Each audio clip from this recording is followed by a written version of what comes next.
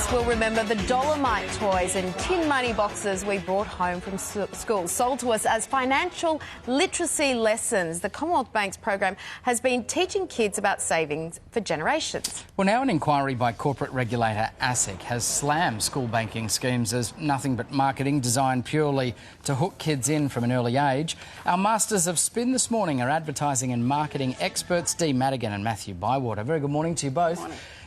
Dee, what are your thoughts here? Obviously, the dilemma is whether this is actually teaching kids financial literacy from an early age or whether we're just roping them in. Yeah, well, I reckon the idea of CommBank teaching kids financial literacy would be like having McDonald's in there to teach them about nutrition. You know, just not a good idea. Financial literacy is important, but maybe from an objective point of view, not from a bank trying to sell a product.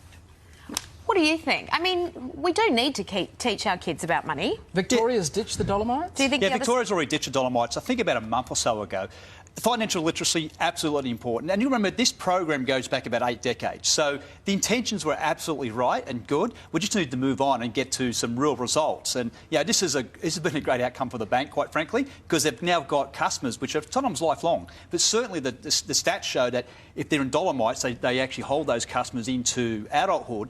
The danger is that means they're less likely to shop around, which is a cost savings of hundreds of thousands of dollars if they don't. And it was different when the CommBank was government owned. So now it's a very, very profitable bank. But it is. I remember when you get your first bank account as a kid, it's a big moment, isn't it? And you end up sort of staying with I've been with the bank for 30 years now. Yeah. It sort of sets a lifelong trend, doesn't it? We're congruent beings, and whatever we know first of, we keep life. It's Ford versus Holden. Whatever your dad has a car, that's your lifelong car brand, because it stays with us for life.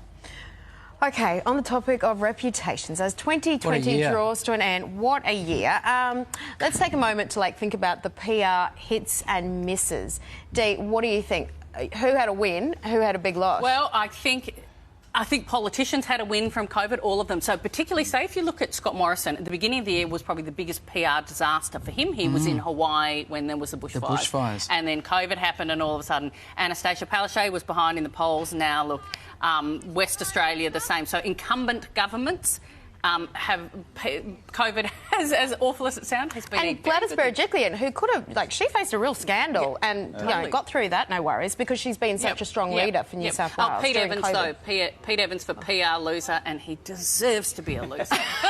What do you think, Matthew? There's no real salvation for Pete in 2020, is there? It's loser 21, 22, who knows going forward. But I'm with Dee. I think Scott Morrison, Jekyll and Hyde, he had such a bad start to the year because of that Hawaiian trip. What he's done there is it shows poor leadership. He's given his opposition plenty of ammunition, which I'm sure, Dee, they're going to use going forward. It's outrageous.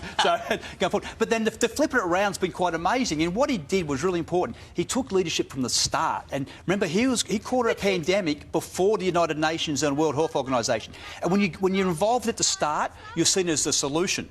And there's another point I'd like to make is what he's done well is when you're in PA, if you had a collective outlook, the National Cabinet was a boon for him. But he he actually getting all the credit from the states because he was the one. Remember, him and the chief health officer said it's OK to go to the footy and it's OK to shake hands.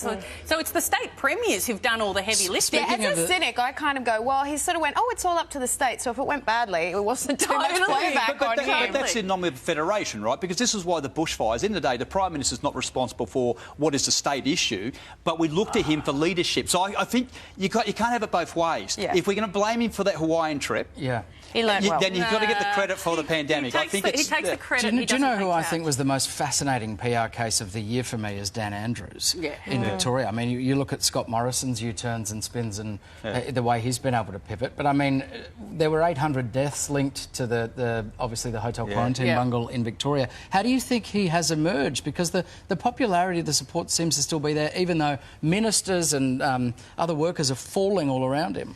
Yeah, there is just something about him. I think that just that getting up every single day and talking to people. I think people don't expect their politicians to be perfect.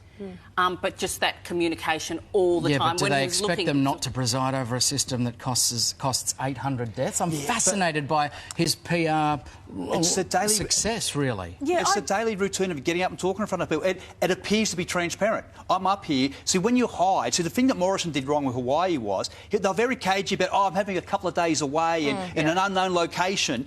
and it didn't look transparent. Daniel Andrews, doesn't matter whether you agree with what he's done, he's been up and fronting the media every day. Yeah. And even our 800 deaths compared to overseas, you just think, oh, well, it's not so bad. And Victorians so protective of him. Oh my God, thank you so much to both of you.